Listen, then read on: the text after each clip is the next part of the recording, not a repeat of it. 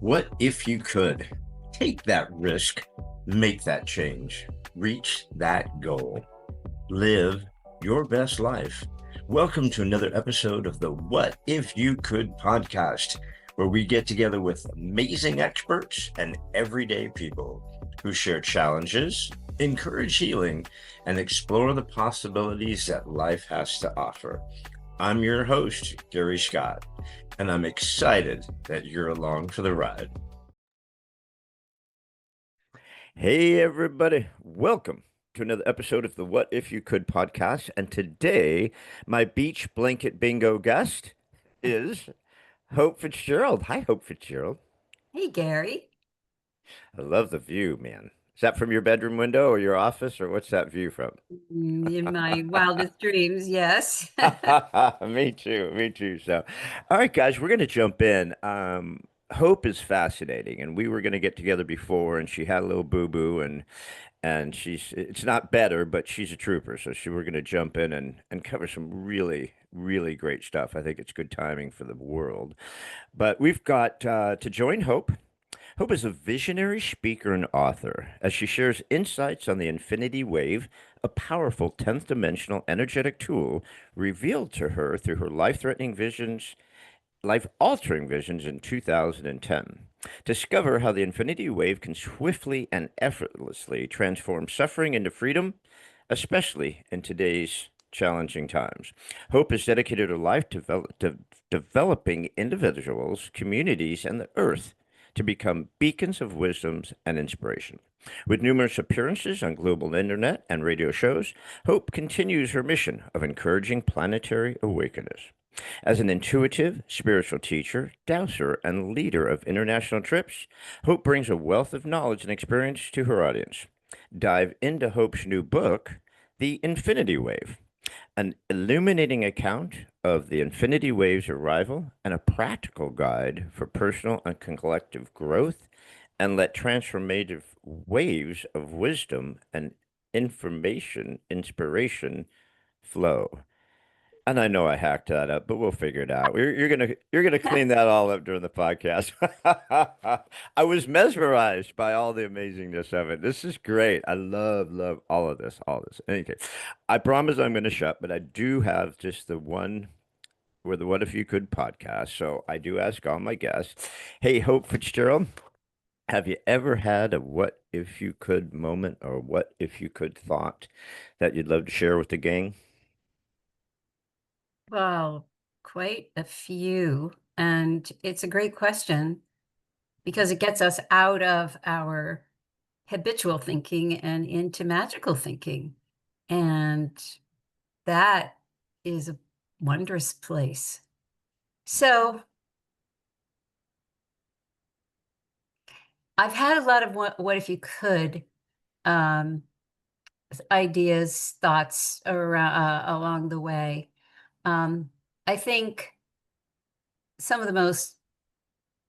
the far reaching ones were, what if I could visit all these power places on the planet? What if I could go to Egypt, go to Israel, go to and honestly, they were just the twinklings of an idea, of twinklings, and not at all possible at the time that I dreamt that. But guess what? That's exactly what ended up happening. And I ended up having, you know, remarkable experiences where I led groups to these places. And I did it not because I said, I want to go there. It was because I was listening to my guide team tell me where and at what time that I should go to these places. So when you're my experience is that when I follow my guidance, and how do I access my guidance?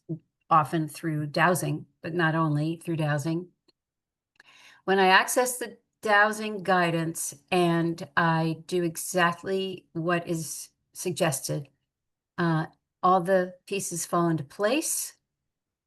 We have a marvelous time.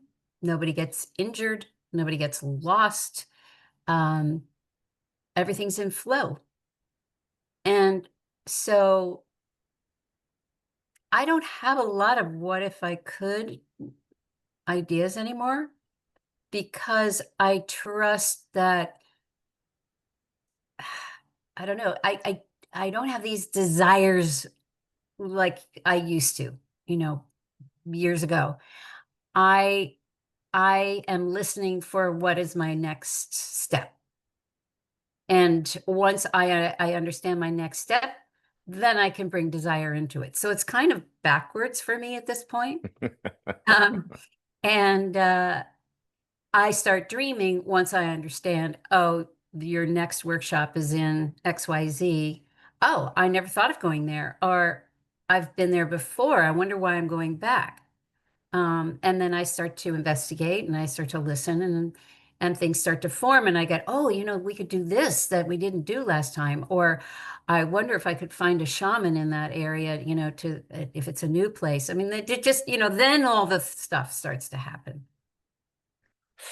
Wow. Okay. Well, you opened up a whole bunch of stuff there. So I guess of all the questions that I just wrote down, which was about 30, um, I guess I'll start with the lamest one, which probably is the least significant, but I'm just curious, where was the most powerful place that you visited where it was you were called to go and you went? You've been to a number of different places, but was there one that you just go, wow, holy cow, this place is incredible? You know, again, I can't answer that straightforwardly, and I'll tell you why. Mhm. Because what I've learned since working with my guide team in this way is that there's a time and a place for each location. So uh, if I had just willy-nilly said, "Oh, I want to go to Egypt right now," and whatever, the gates may not have opened for me at that time. But when Mm, I go according to a plan of some sort, and I'm not putting my human will as the directive, then man oh man, I have incredible experiences. And there seems to have been a sequence because, we know the land has frequency, right? mhm. The land where do you live? Where are you? California. Okay. So the land in California is very different from the land here in Massachusetts. Very Mhm. different vibe. Yeah. Very different from Egypt. Very different from Well, Scotland. you guys are the granite state, right? Oh no, no, That's New no. That's Hampshire. I think that's That's New yeah. Okay. Yeah. But I mean just the earth itself is different there. I mean there's a lot Very, of like stone and things very. like that than there is in California, which is just constantly moving and it's sand and it's just the Yes. foundation alone is different. Very, very different. And you can go from state to state here, New York, cross the border into Massachusetts. It feels different. Go into Vermont, it feels different. New Hampshire feels different. It's on a subtle level. And even within a state, different locations have different Hmm. frequencies and all of that. So what the other thing I've noticed is that the the sequencing uh well, you need to go to Egypt before you go to Israel, before you go to southwestern France, because there are these frequencies that you gather open to become a part of your field with each location that you're in, so that it builds on one another. And so I've had remarkable experiences in a variety of places. But if I had overruled and said, no, I want to do this, I don't know. I can't say that I would have had. I'll tell you what, I'll tell you an example. I was told to go to Peru by my guide team. That was the first big trip. And I had no interest in going to South America. I went on my honeymoon to Ecuador. I enjoyed it very much, long, long time ago, very rustic. And I loved it. But I thought, okay, I don't need to go back to South America. My guides were like, no, you have to go to Peru. You have to go to Peru. I'm like, I don't know my way. I don't speak Spanish. All the reasons why it would be a bad idea. but they kept on me, and I'm like, okay. And then this shaman, this Peruvian shaman, came to my little town and gave a presentation at a bookstore. And I was like, oh my gosh, I'm going to Peru. And I asked him, and this was in the spring, and the my dowsing said that we were supposed to go in September, I believe. And so he said, "Well, I'm fully booked. I have tours and all kinds of things going, but if you want to plan ahead for next year." And I was like, "No, the guides have said I need to get there." So we went.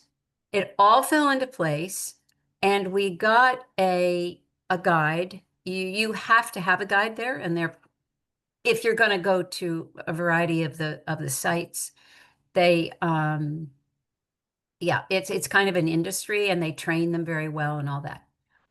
And they train them in a very classical style, the history as we can accept it.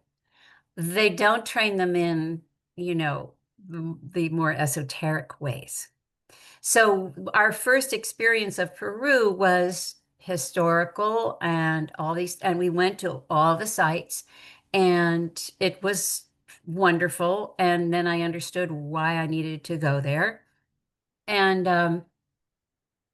had a powerful experience. Came home. And then about 2 years later, um, they told me to go to Peru again. I said, why? I already know this time you need to bring a group. So, okay, okay. So this time I was able to work with that Peruvian shaman and have him, you know, pull it together. And we went to a lot. Fortunately, I knew what I was talking about now. And I said, well, I want to go to here and here, and and I'd like to do it in this order, and blah, blah, blah. And of course, Machu Picchu. And it was an entirely different trip. The gates were open. And not only did everybody, but I also had another level of understanding and experience. And oh God, it was profound. And so that's kind of a before and after snapshot of what it can be like when, yes, I was guided to go that first time, and it was important that I did, and I did something very important when I was there. But that was on a personal level. But I didn't have the landscapes, the stones, the architecture. I didn't have all of that piece. That wasn't my purpose the first time. But the second, and then subsequently the third time I went, all of those things opened up, and it was fantastic.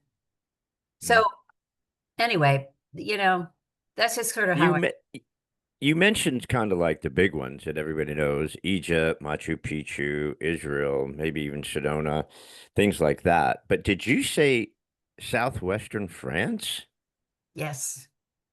I, And what the and heck is in Easter Island. southwestern France? I brought a group to Easter Island too, some very remote place. Southwestern France is famous for the energy of Mary Magdalene. So, Really? yes, so there is a story that Mary Magdalene and some family members escaped from Israel and went to Egypt, very next door, and set sail across the Mediterranean and landed on a beach in southwestern France. And they celebrate that day every year in that town. And by going into the water, and they have a big ship, they have a ship with Mary Magdalene all dolled up on with big dresses and all that stuff. And the wild horses are there, and they bring the ship in, and they just celebrate this miraculous landing.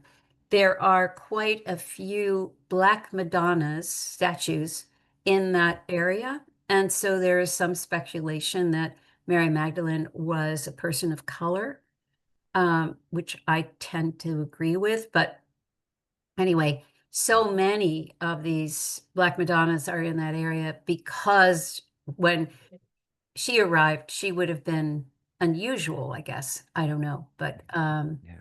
Wasn't she a redhead? Wasn't Mary Magdalene a redhead? well, Or do you we know, know? I mean, I guess we we wouldn't know really except for don't old pictures. Like, know. uh, Well, look, she's represented that way in a lot of artwork. And and there are so many books out on her that have been channeled by her, or she has influenced, there's a lot of fantasy about her. This is my opinion. I want to make sure everybody understands it's just my opinion. I've done a lot, full yeah, disclosure out there for everybody. I've done a lot of reading and a lot of channeling of her. And when I channel her, when she's visited me, I can never see her face. So I don't know what color she is or what color her hair is. I know her energy extremely well. And every time that I've asked for details, did you really go to southwestern France? Did you really live at Mount Boucarage? Did you really, well, all these things. She'll give me little tidbits, but it's funny. I'll have these questions written down ahead of time, but every time I get into the energy of her or Yeshua, I completely forget to ask questions. I'm so in the energy, it doesn't matter. The details Yeah. don't matter. So I come out and I go, "Oh my God, I forgot to ask this question." Um, It's But it really doesn't matter. But let's face it. I doesn't. mean, if you're, thousands of years ago, if you're from the Middle East, you're dark. I mean, you just Yeah, are. You've of got dark course. skin. Yeah. I mean, if you go today, I mean, the people there have the darker skin. Of So, course. and considering you're right next to Africa, it's easy that you could be a dark skin. Jesus Yes, could have been dark skinned for all we know. I mean, you're absolutely. you're Absolutely. right there. So, I but I think, had one yeah. of the other questions that hit me of the many was, uh, and now you've mentioned it a number of times, so I'm going to bring it back up, is your guide teams, your guide teams. What are your guide teams, and how do we find them? How do we all have guide teams? Yes, we do. We do. So I better right now throw out one concept before I continue to answer that question. Okay, And I write about it in my book. Um, and I call them thought balloons. Okay, so you call imagine them you wait, wait, wait. You call them what? thought balloons. Thought balloons. Okay. Okay, so imagine that you're holding a handful of helium balloons. Okay, and what I just said about Mary Magdalene, you don't, what I'm trying to avoid is people going, yes, I agree with that. No, I don't agree with that. I am always working toward non-duality, which means you don't have to be in yes or no mindset. Okay. We can actually hold multiple realities and multiple possibilities at the same time. So what I do, and I suggest to others, is that you take what I just said about Mary Magdalene and you put it in a thought balloon. It's hanging out outside of your belief system as a possibility. It could stay there for the rest of your life, along with a lot of other possibilities that you're learning more about, or until you have an experience that's undeniable, that becomes a truth. Not until one of those ideas in the thought balloon becomes a truth do you pull it down into your field and say, that's one of my truths. How many truths do we actually have? Probably a handful, if that. Think about it. There's so much more we do not know and cannot say for sure. There are very few things we can say yes. And I like that unclutteredness of my conscious mind. I don't have to say, I believe, I can leave it in my thought balloons. That way I stay clear and it keeps me open to new ideas. Like I don't have to resist a new idea because I'm just going to stick it in a thought balloon.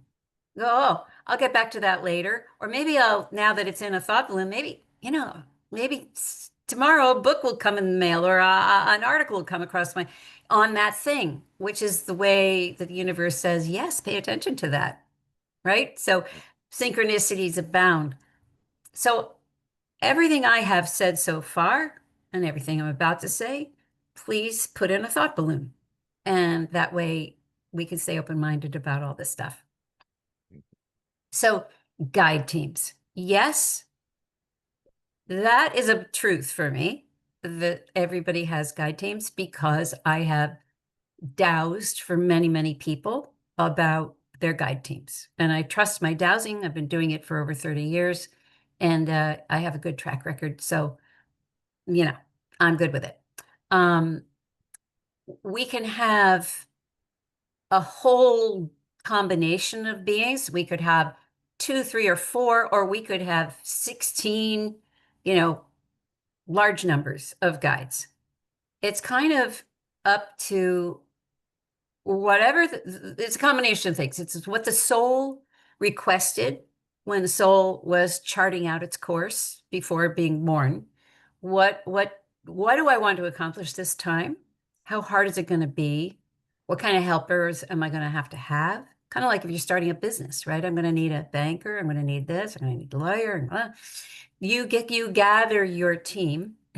Probably your team has been with you for a very long time, and sometimes you have been on the team of that being when they were embodied. So there's a group. You could have ancestors on your guide team. You could have animals, pets, animals that you've had. You could have departed loved ones. You could have angelic beings. You could have not of Earth planetary beings, because maybe your home planet is in the Pleiadian system, or, who knows?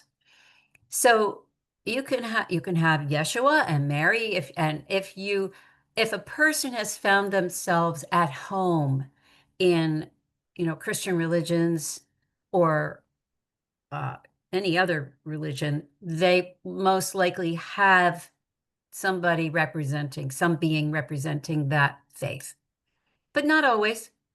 And sometimes guides come in for a specific time to help a person through a specific challenge.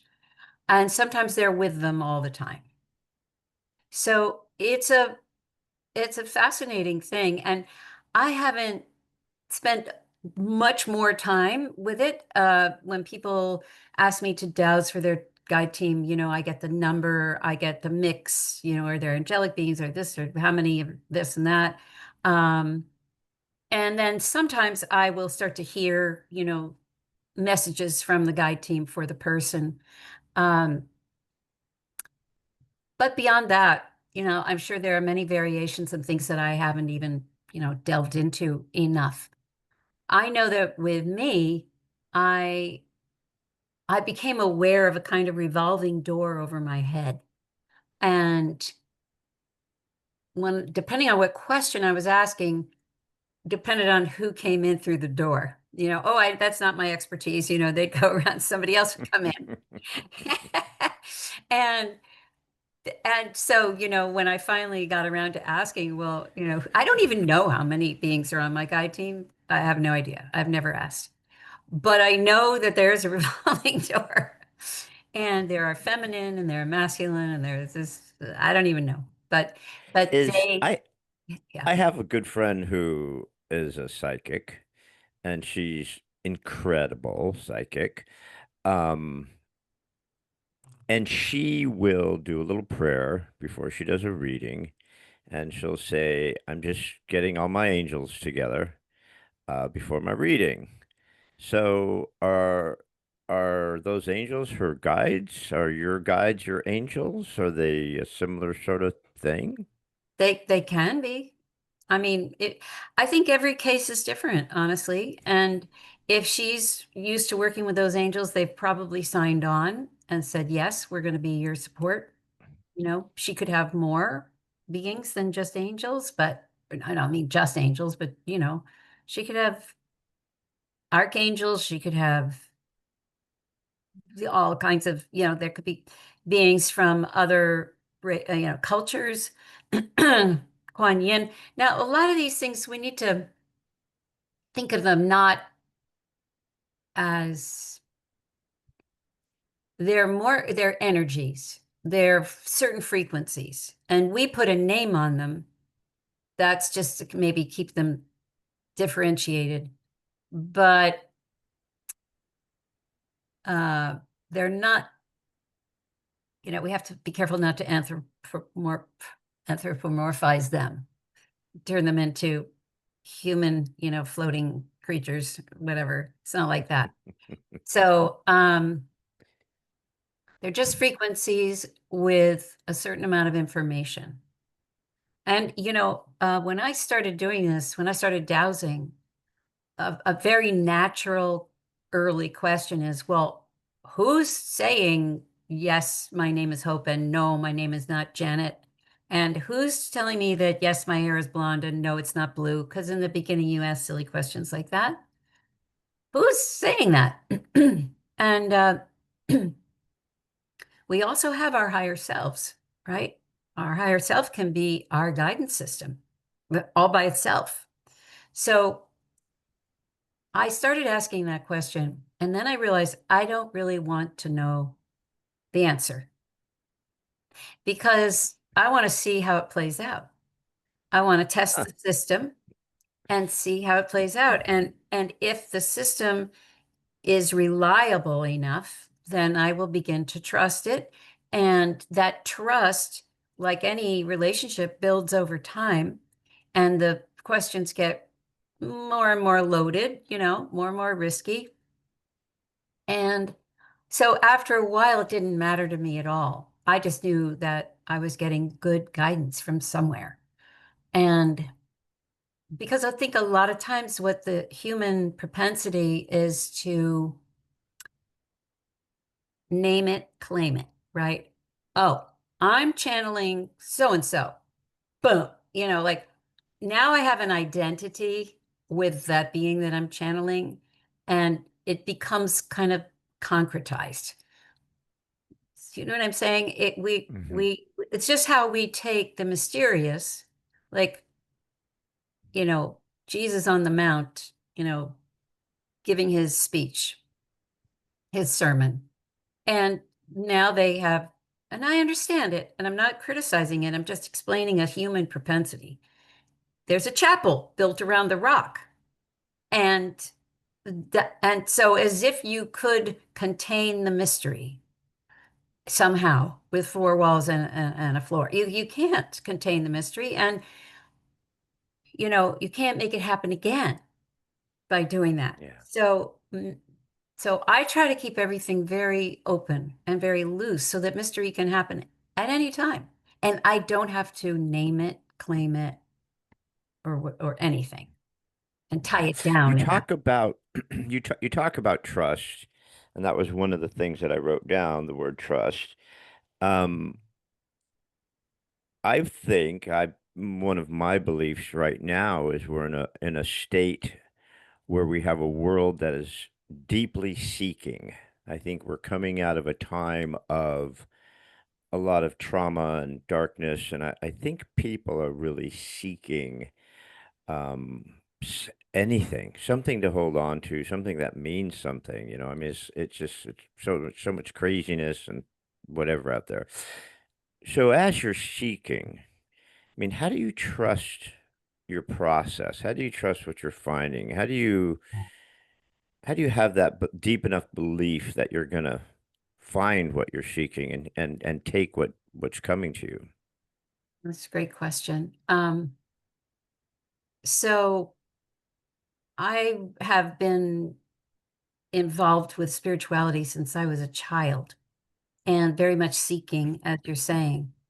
And I went down many rabbit holes. I had many experiences, became a healer, did a lot of things over the years. Kept it very on the down low because, you know, many of those years you weren't you were looked at like you were a little crazy. And and then in 2010, when I had this remarkable experience of walking across my living room and seeing a giant wave of water, you know, just standing there, like the color of the image behind me, a beautiful turquoise, and moving slowly towards me. And there was a like a ticker tape, almost like a byline. going through, and I could read it, and it said this wave represents a push of evolution that is coming to the planet, and it will be anchoring in at the end of 2011. If you choose to swim with it or surf it, things will go better for you than if you resist. I'm paraphrasing, but that's basically what it said. And then it turned on its side so that I was now looking at a big curling letter C, like a wave that's cresting, and a surfer would come through. And that had a byline, and it said, as the water moves away from the shore and deepens into the seabed, into the earth, so should you, meaning me, but really meaning all of us, leave your book learning on the shore, leave it on the shore, pull away and down into the earth and the wisdom keepers of the earth for your knowledge. Mhm. And then that water turned into this standing figure eight of flowing water, and there was no byline with it. Now, then I had to douse and figure out what it was, and lots of things, my life changed completely as a result of all this. But I'm telling you this part of it because my next question was, what am I supposed to do with this figure eight of flowing water that's sitting in front of my head, like walking around with me?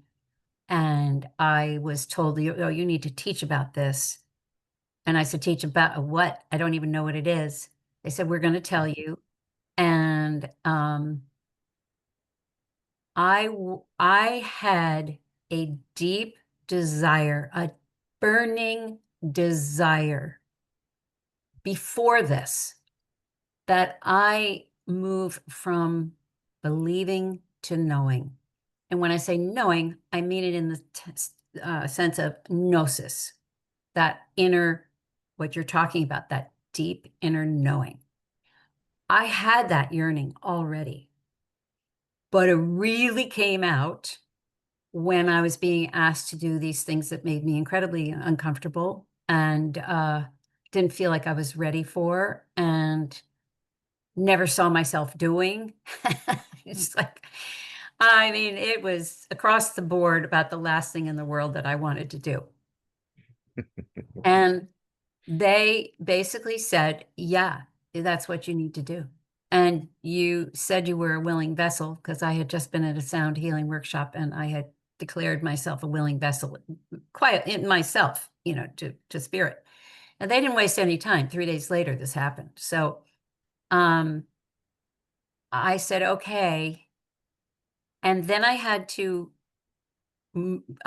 drop my human need to understand and move into complete reliance on this team, on this guidance, that I would be provided with what I needed to teach a weekend course. Not just one weekend course, but 3. That was the full course. I didn't have any materials. I didn't know what the infinity wave was. I had figured out a name that they had given me, but I didn't know what the heck. And I had to book a space, pay for the space, tell people to come, you know, pay for it. I'm like, oh my God. And I swear, That's it was trust. Now that is trust. terrifying, terrifying. But here's what I learned. And this is why I tell the story. Because Buddha said the longest walk is from the head to the heart. And what he was meaning was exactly what I'm saying. I have been a teacher, I've been a leader, I've been a performer, I've been a lot of things. So I can teach, I can organize. But when you ask me to teach on something I don't know what it is, uh, from a place that isn't of the mind, that, I had to navigate with my intuition, my heart, and my reliance on being placed in a way where I just prayed and prayed to just put words in my mouth because I have no idea what to do here. I was fully exposed. And they didn't fall short. They they guided me. I pulled in science that I had been following. I talked about evolution that I learned at Findhorn way back in the 70s. I just pulled out of thin air stuff and kind of molded it together. And then they downloaded 3 practices for each of the weekends.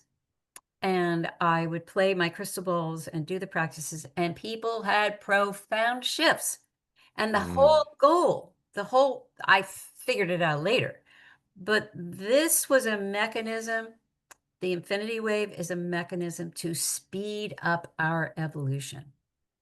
If we speed up our spiritual evolution, we speed up the rest of ourselves in terms of evolving.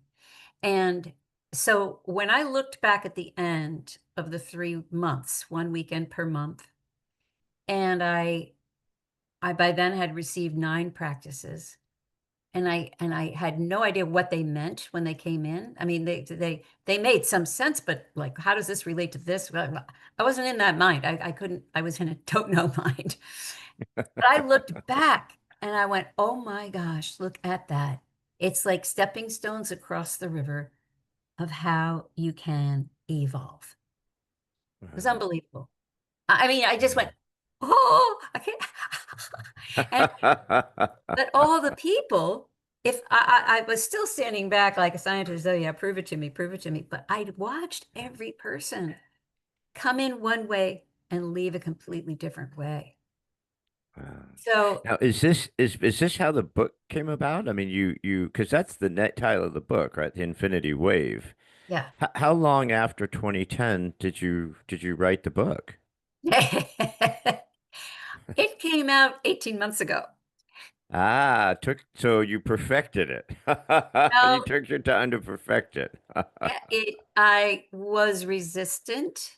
They asked me to write it in 2014, and at Now, this when you say they, you my mean your team, guides or my guides, someone else? yes, Yeah, okay. my guides, and I said, "No, I don't see how I'm gonna do that," and they basically stayed on my case for 10 years or Wow.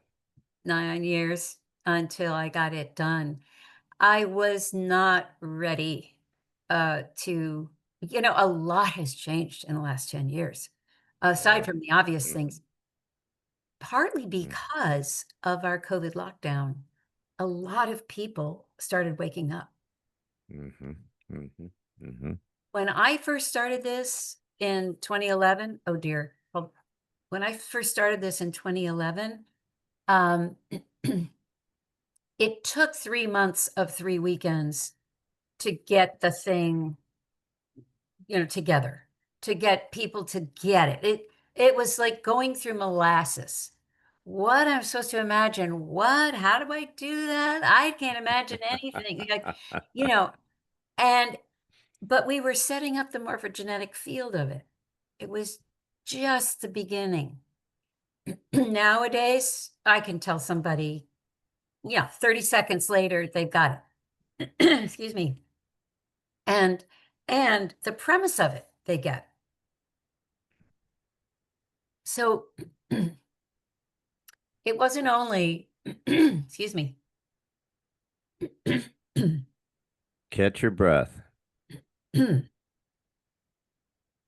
It wasn't only a case of me being ready, but it was also a case of the world being ready. And the other aspect of this is that as I opened more and more and more to these channelings and to I never channeled before, had a scant view of it until this started happening. And as I trusted more and more and more and moved into that gnosis, started that journey with gnosis, which only comes from letting go of the literal mind. That's the only way. And that is a scary leap for most people. It was for me and it is for most people, but that's where the treasure lies. So the more that I went along with all of this, the more that I um, opened up doors to other realities and other truths. And that's when Yeshua and Mary started to talk to me. And So when I would contemplate writing the book, now I had, well, do I write about all of that and the infinity wheel? Like, how do I even put this whole thing together? It's going to be a massive book. And finally, I figured out, oh, dummy, it's 2 books, not one. So, So, what is the other book? We have the Infinity Wave. What's the other book? so the infinity wave, Mastering the Art of Love, Compassion, and Flow, is basically a handbook. It tells the story of how the wave came in, and it talks a little bit about my philosophies. And so when I say this word, this is what I mean. It's not heavily pedantic. It's meant for the newcomer as well as the well-traveled journeyer, right? It's Mhm. That's another reason why it took a while, because finding the language that would appeal to broad range like that. Um, and then I offer a bunch of ways to use it. There are ways to use it in daily life, and then there are ways to use it, as I described, in this evolutionary leap. So uh, I talk about that. So it's just anybody can do the infinity wave. It's free. All you have to do is picture a figure eight of flowing water. And just so you know, inherent in that watery flow is a very high level, 10th dimensional level of love and compassion that we have not experienced on this planet until now. When we shower ourselves with this figure eight of flowing water with all this love and compassion in it, it shifts our beings. When we do it with one another, it shifts the conversation. It actually can change reality on a dime. I have many examples, and it's super cool. So it's meant to help us deal with these daily barrages of disaster. And how do we keep ourselves into that beacon state? How do we keep ourselves upright and positive and be able to make the choice to be joyful anyway?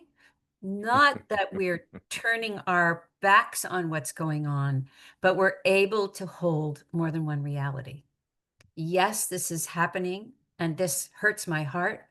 And I am a being of love and compassion, and that brings me joy. And I am a beacon of joy. So it's it takes this non-duality, which the wave helps us to enter into, to be able to hold those things and make that courageous choice to be the beacon. Yeah. When you mentioned earlier when we first got cooking about dreams, seeing things in dreams, how your guides come to you in dreams or whatever, is the dream meditation, or is it just when you're asleep you're dreaming? Are you purposely going into a meditative state to reach your guides, or how are you communicating with your guide team? Not so much through sleeping dreams. Yeah, not so much. More I communicate with my guides when I'm dowsing or when I'm channeling.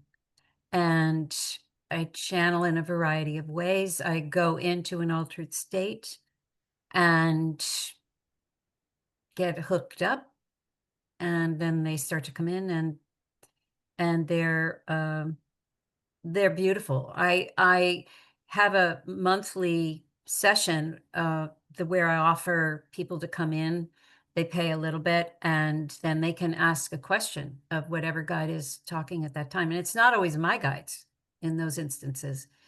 It's a variety of beings, and sometimes unique to the group that's gathered.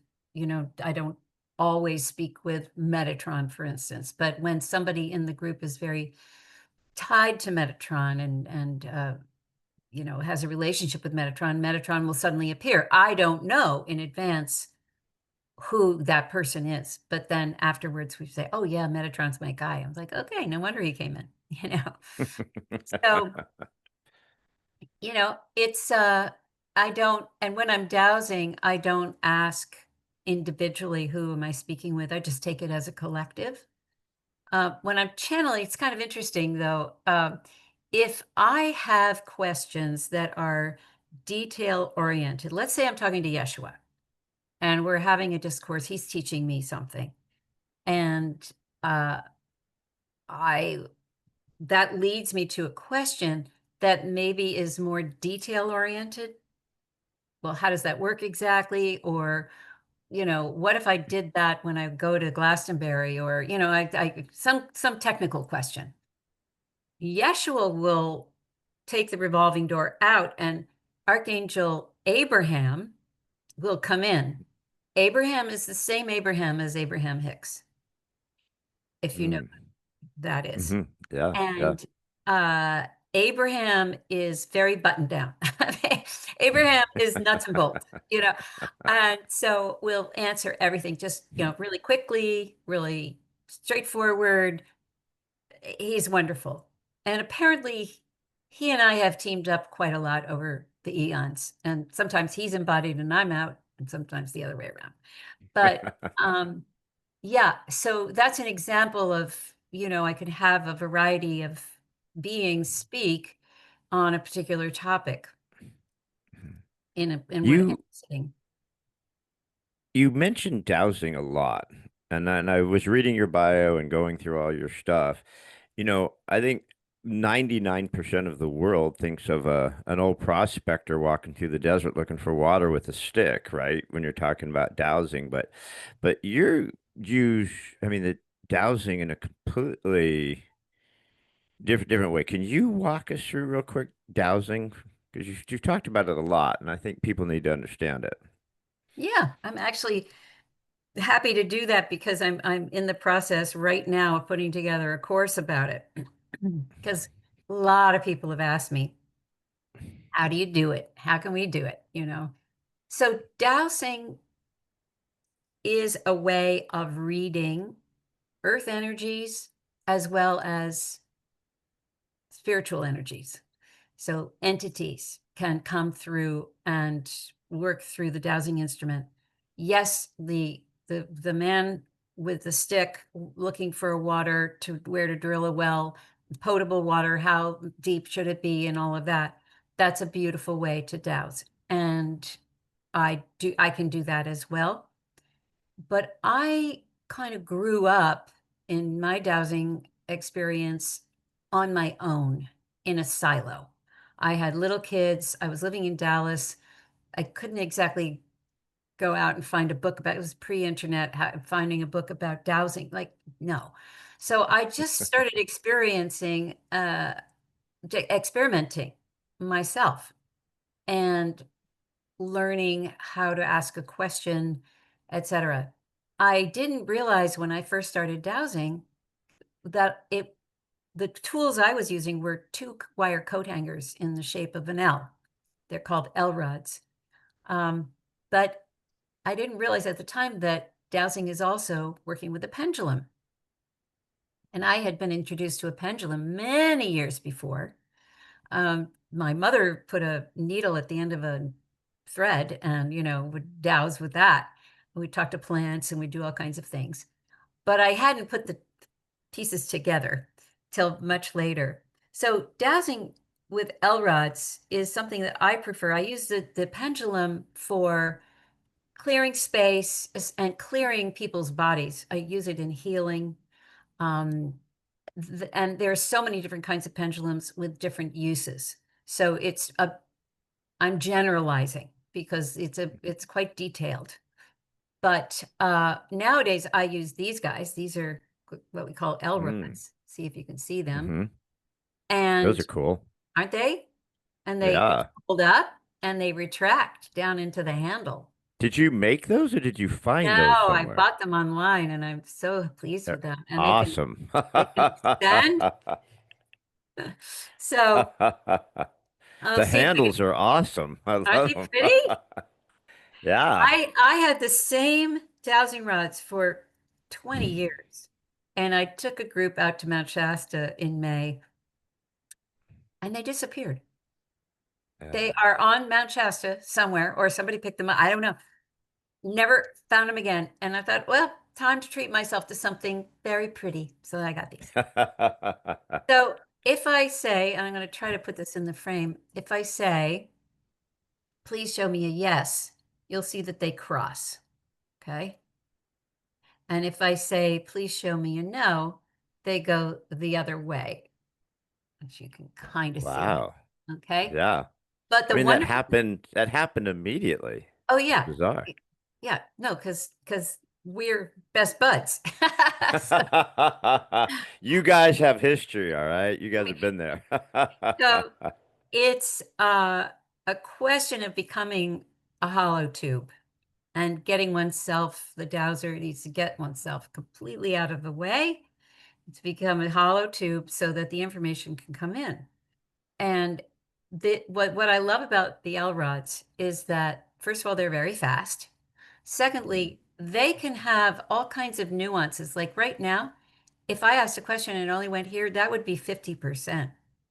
And that's then I'd have to go back and I'd say, well, let's unpack that because so we ask a question, is it in my highest physical, mental, emotional, and spiritual good to fill in the blank? So if you get a 50%, then you go, okay, now we have to ask, is it in your highest physical good? Get the answer. Mental good, get the answer, etc. And sometimes across the board, it's 50%, which then takes us into a whole other rabbit hole of questioning. But sometimes it's really in your physical good, but it's not in your emotional good, you know. mm, And then we have to unpack that. You go down the rabbit hole and ask questions. And what's cool for me is because I've been doing this so long and because so many other channels opened up in me, now when I douse for people, I start to hear words and phrases and I start to understand the situation without, from a psychic level, without much information from the client and I'll go, "Oh," because we the client always wants to know more than just yes or no. So, wanna mhm, try to find the story in there, and that's where having this extra sensory thing is very, very helpful. But even if you don't have that, I'd like to tell people, you can still douse and get pretty far into understanding, a situation. One of the things that I'm really happy to be teaching this course and encourage people, even if they don't take a course, but I do encourage you to read some books because it's one of those lifelong learning things like I Ching or Feng Shui, which is what dowsing came out of Feng Shui. It's an ancient technology. Um, you you are always going, I am always growing and learning. Oh, did I make an assumption in there and I didn't even realize it? How can I back myself out? So be in a state of neutrality so that I can ask this question. But here's the beautiful thing. Uh, we are, we chose to come in as humans to chart a course. That course is something we set up with great excitement and anticipation before we come in because we are bound and determined to finish the course. And we're excited about it. So when we get here, we are now faced with choices, choices, choices all the time. It is in the choices that we reflect who we are, that we polish our souls, that we take what we came in with and make it better for when we go out.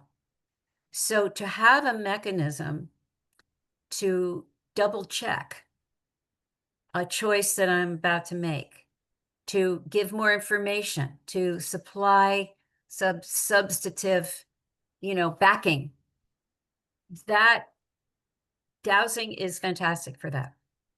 Some people prefer to go to a psychic or to do cards of some sort, spirit cards or tarot. Some people like the I Ching, whatever. But I highly encourage people to pick a divination or a combination of divinations to ask these questions. Don't make the assumption because you don't know which of those four levels might be speaking really loudly, but the other three are saying, right? We think yes is yes, not necessarily. We have Mm, to make sure yes is on all four levels in our highest good. And mm, it's it gets complicated. It gets a little complicated. But I love having a device to help me make what I call ringing the high bell, the choice that will be in the highest good of my developing soul. mhm. I love that. I love that. Well, you've been awesome. Time just goes ripping by. But if I may, I do have one last question, if I may. Um, you know, you covered so many topics and there's so much there. I mean, we haven't even scratched the surface of everything that you're doing and everything that you're involved in. But if there was something um that really meant something to you right now to share with people, something that you're kind of really feeling in your heart, um, that's going on, what would that thought be? What you'd like to share with us as we kind of hasta luego here?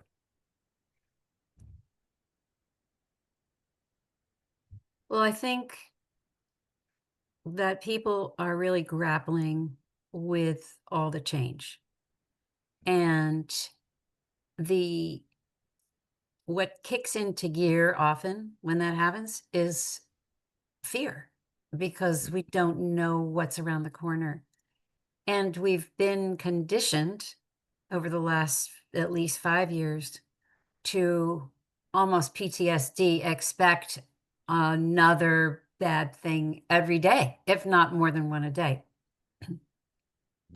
That is meant to keep us in a fearful mindset. That's engineered, okay? Yeah. And that's something that I'm working against.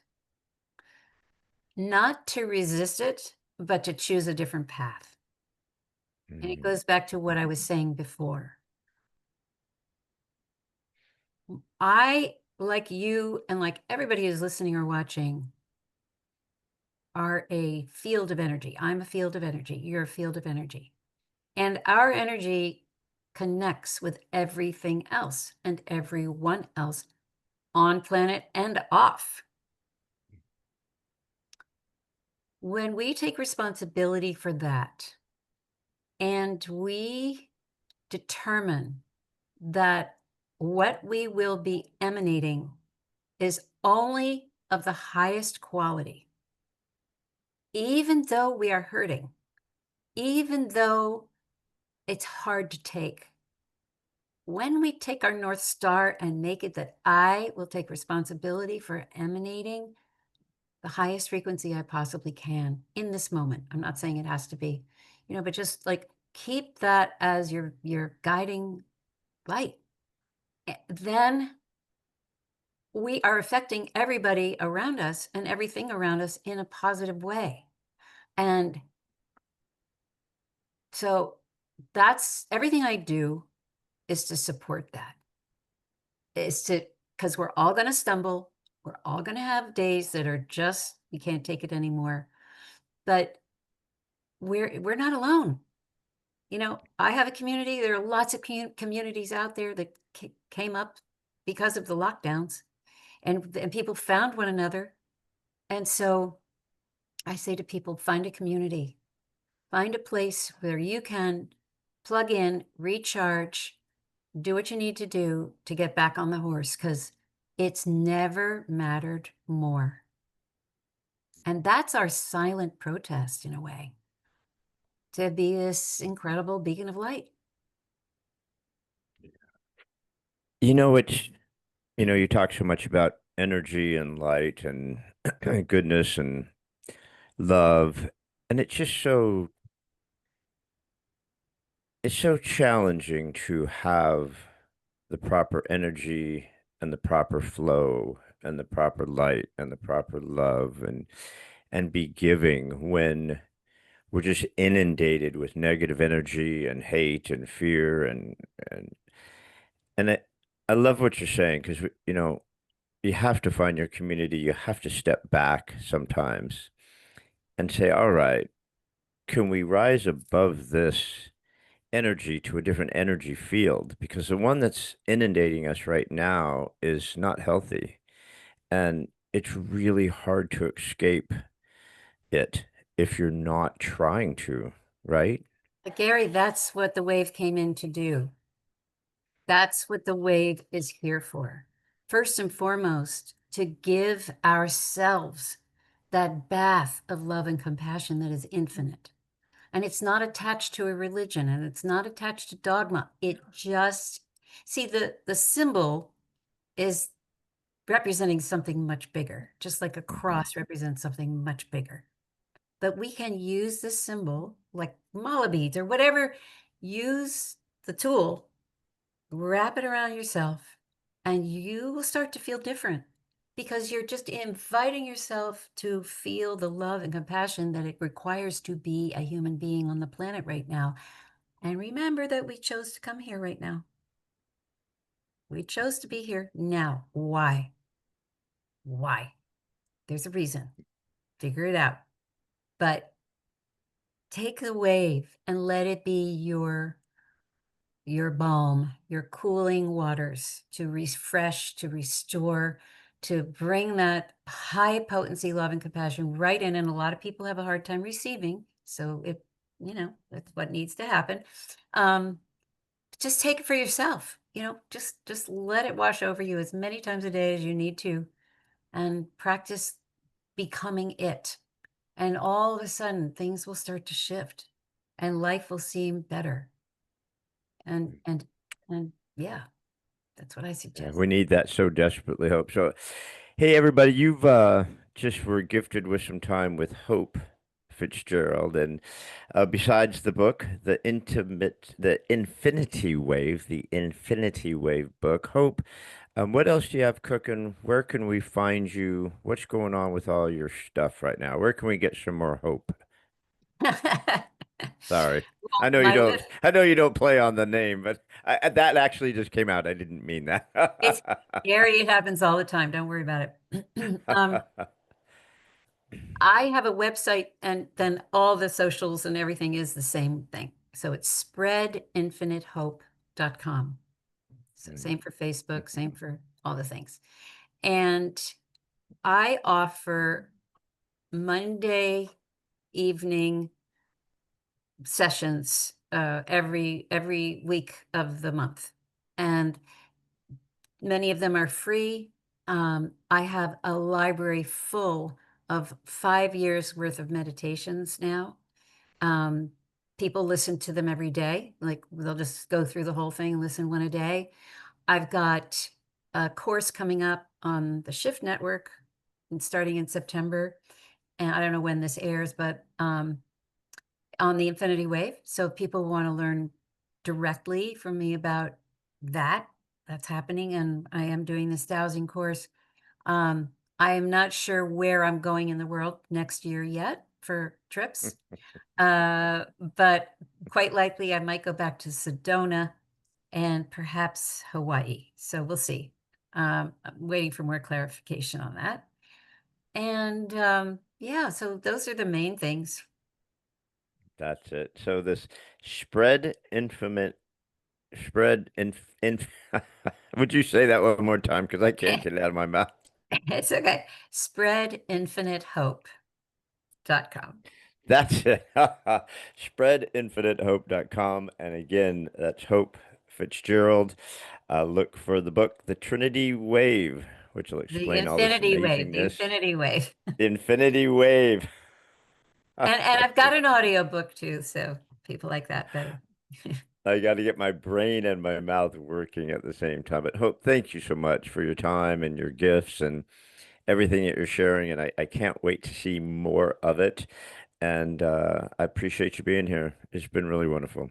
Thank you. It's been a pleasure, Gary. Thank you so much. Thanks, guys. I will talk to everybody soon. Thanks, guys. See ya. Thanks again for joining us on another episode of What If You Could podcast. Please subscribe, like, share, and give us any feedback. We'd love to hear it. And remember, if you can dream it, You can do it. See you next time.